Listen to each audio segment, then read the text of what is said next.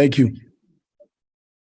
Yes, very happy about the outcome of a tough physical game. Another game that truly came down to the last play, which would decide the fate of each team. And I'm just so proud of this team and the way we hung in there and fought back, and just all the different elements when you play a football game. Things don't always go great, then always don't go perfect, but you adapt, you adjust, you make you make slight changes to the things you have to do to give you some success. And that's what happened, completely, the offensive side, the defensive side, and then there's a lot of individual efforts to go along with that. So again, Rhode Island is a very, very good team, tough team, physical team, athletic team, quarterback driven, that really has done a good job for them.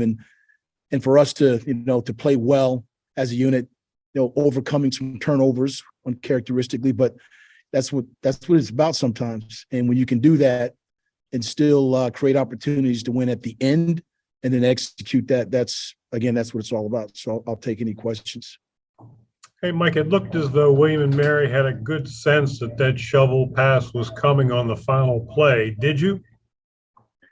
I would say that's the planning defensively. Coach Brown and guys like the guy you're going to talk to here in a minute, Zay Jones, that they watch film. We practice those things. They'd played in a seven overtime victory, their previous game, and you go back and you watch maybe a little history of some 2-point plays, and so the response to that was great. And for Zay to chase him down, chase him down in the open field, make that shoestring tackle, what ended it was even better. Thank you. Thanks, John. Mike, maybe talk a little further about that last play, if you would. It looked like in addition to that, he helped kind of blow up the shovel pass as well. Kind of got in the way there. Yeah, it was a timing play, to get you up the field and do some things. He trusted his keys. You get a down block, you close on a down block. The guy that's supposed to kick you out or log you, he makes collision with that guy, then he bounces off him. He couldn't throw the shovel pass, so then the quarterback tried to outrun him to the end zone, and Zay did a good job chasing him down. Hey, Coach. Talk about another 300-yard rushing game. I think that's your third of the season. Yeah, Marty, the guy you're going to talk to here again, Donovan Lester, has been outstanding. Just to have a group of running backs that don't care about who gets the credit. When they go in, they do their thing. They get extended plays. They break tackles.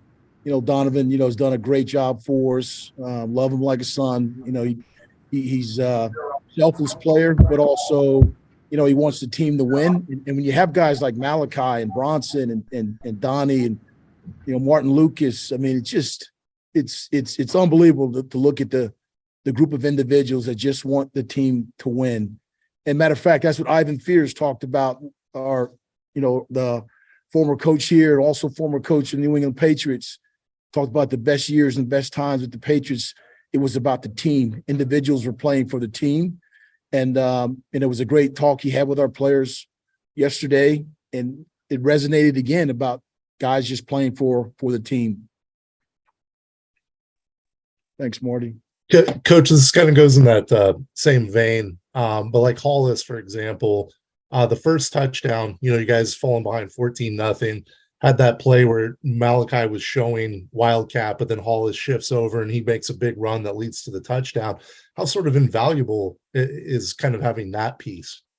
It's big because, again, Holly is a guy that he just wants to win as well. He'll line up. He'll play anything. He'll play left tackle if we want him to. I mean, he's got kind of that moxie about him. But he does give us another dimension and an element of being a playmaker, not only attacking the inside runs, but outside perimeter plays, throwing the ball, catching, being a recipient of a pitch from Darius. So he does so many things for us, as well. Trayshawn Kendricks, just you can go on and on and on about that. And that's what's special about those individuals and about this team. Mike, it seems like about 2 days ago now, but you got off to a really bad start. It was 14-0 really quick. And you got that possession at that point, it almost seemed like you had to score it. I mean, can you kind of talk about that possession you were able to get back in the game, and then just how your guys did keep their composure after that start? No, again, things happen. You could be the hero or the GOAT. I mean, it was, we had been running the ball well, and in the fourth down situation right around midfield, elected to go for it. We didn't get it. Down in the red zone, had a chance to fourth down. We went forward, didn't get it. We'd been demonstrating the performance of running the ball with authority. I was looking at guys that were averaging over 5 yards per carry. They did a good job stopping us. The next time around, we made some adjustments and things that they were doing, and we're able to capitalize on those things. So that possession, was critical. I haven't looked at the time of possession, but I know at one point, we went from we drove the field, and when you're eating up clock and the game is close against a good team, that's what matters. And your defense is playing, pretty decent. That's what matters, Dave. So being able to put all aspects together was a compliment to the coaches and the players executing it. Thank you. Anything else for Coach London?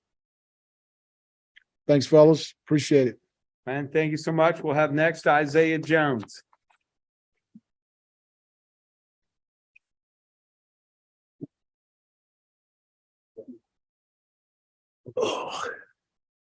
Isaiah, John O'Connor from the Richmond paper here. Could you talk about the last play and if the Tribe had a pretty good sense the shovel pass was coming, because the Tribe played as if it did? So the last play was all-out blitz to make sure the quarterback didn't have time to sit back and take his time and just make a clean throw. I saw the guard and tackle pull to the field. So I stayed in my gap, make sure that I read my keys like Coach Brown and Coach Bo and all the other coaches on the defense put emphasis on. And I was able to make the play by holding that shovel pass and making the quarterback use his legs and then just tracking him down, and Tribe wins. Thank you. Thank you. What was your thoughts when you noticed that they were going for the 2 in that situation? It's a matter of who wants it more, us or them. We've been in multiple situations where we've been tested and we've come out on top, and this is another opportunity or chance that we've come up on top. Isaiah, talk about the feeling of making that tackle and then being mobbed by about 60 or 70 people. It was surreal to make the last play, to guarantee us a win is surreal, and I'm happy I could be able to celebrate with my brothers that I slept with on the field, bled with on the field, and have the coaches surrounding me. And it's not just a me thing, it's a we thing. So to be able to celebrate with my brothers, have them in my arms, be on top of me and smile and laugh and be able to just go in the locker room and joke with them, it's just a surreal feeling to be able to cheer and celebrate with my brothers. Thanks. You ever remember a bigger tackle in your career of any level? No, I have not. So this is number 1, and I'm glad to do it here and make it really count and get that W against Rhode Island. Isaiah, how do you feel over the course of the game William and Mary's defense performed? So obviously we didn't start out the best, being down 14-0, but I kept reminding guys like, hey, it's only the first half. We can come back. And sure enough, it was 14-14. And then we were walking into the locker room at halftime. I was like, guys, it's 0-0. It's going to be a dogfight. We had talked about this before walking out. So we have to it's going to be a grit. It's going to be about grit and who wants it more. And obviously that last play, we showed that we wanted it more and we came out with a W. William and Mary has something in November everybody wants, which is relevance. You're in the picture as far as the playoffs and the championship goes. Can you share your thoughts on that as you move into a new month? So obviously the first thing that we're taking priority is making sure that tomorrow we go over things that we need to work on and become better as a team. And then also the next goal is to make sure that we get one another next week. Last year, it's in the back of my head. Last year, we lost our last 4 games and came out of playoff contention. So we're just focused on just making sure that we go week by week and win game by game, and we should get what we want. Thank you. Thank you. Is there anything else for Isaiah? Yeah, so Isaiah, Rhode Island played 7 overtimes last week. You guys, when your freshman year, had that marathon game with Elon. Is it kind of nice to come down to maybe that one play, as opposed to that back and forth kind of shootout style? I mean, typically I do prefer it, obviously, because we won in this instance and won in the Elon too. But I love that it's win or go home. That extra energy, that extra adrenaline that is going through everyone's blood. So, yeah, me personally, yes, I like that.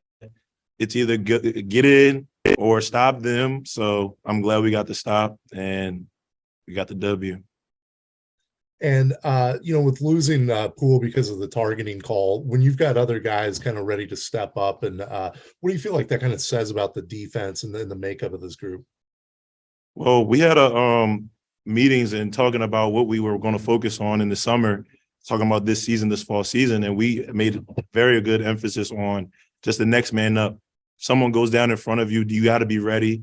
Like, no one's taking breaks off, whether you're on the first team, second team, next man, not even like you're a freshman. So everyone needs to pay attention.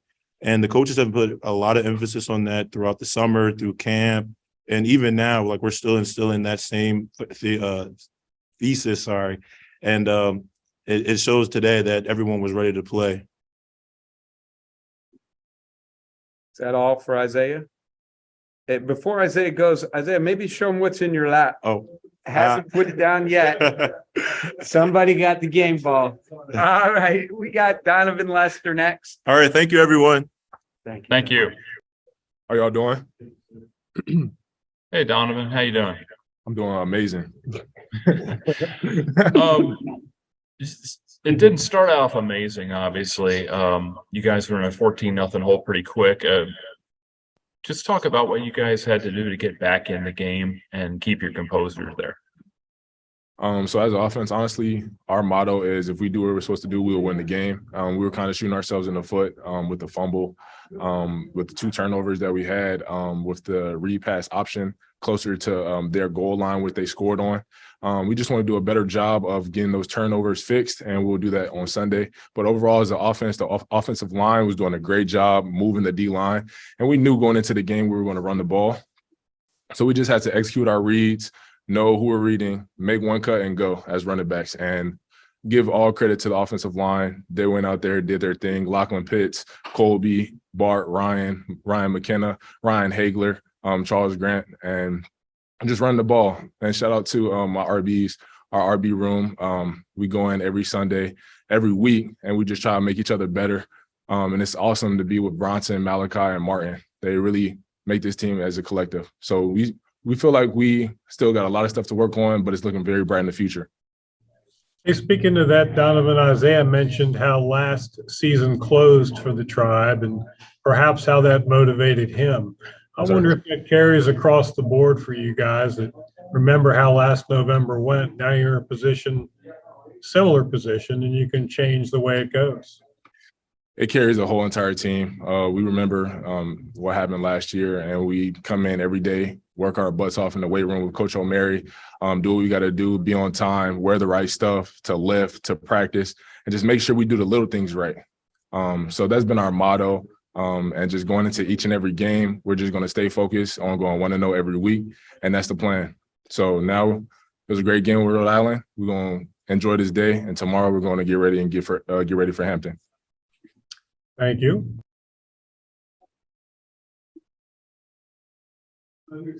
Yeah, so Donovan, kind of a general question about the offense, but Sure. How much fun is it playing in this system? With some of the unique play calls and that sort of thing. It seems like it's got a little bit of that, Sandlot kind of vibe. How much fun is that for you? Honestly, it is amazing to be a part of this offense. I know, like Coach London said earlier, we all are selfless players, and just being around a bunch of dynamic weapons every single day in the office, of being around Hollis, Drayshawn, Kalen, Malachi, Bronson, Martin. It's many names that I could put out, but just being around those guys, you just want to be the best for each other. And it was very good hearing Coach Fears talk yesterday. He gave us to talk about playing as a team and being for the team. So playing for each other has been our motto, and we're just going to continue to do that throughout the rest of the season.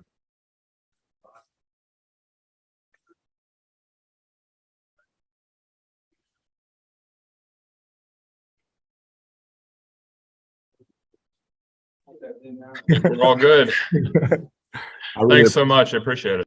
I really appreciate y'all having me, and I'm just very blessed to be on here with y'all. And I give all thanks to God and my family for having me here, and Coach London for giving me this opportunity. It's really nice to talk to every one of y'all. Thanks, Donovan. Good talk. Thank you, man.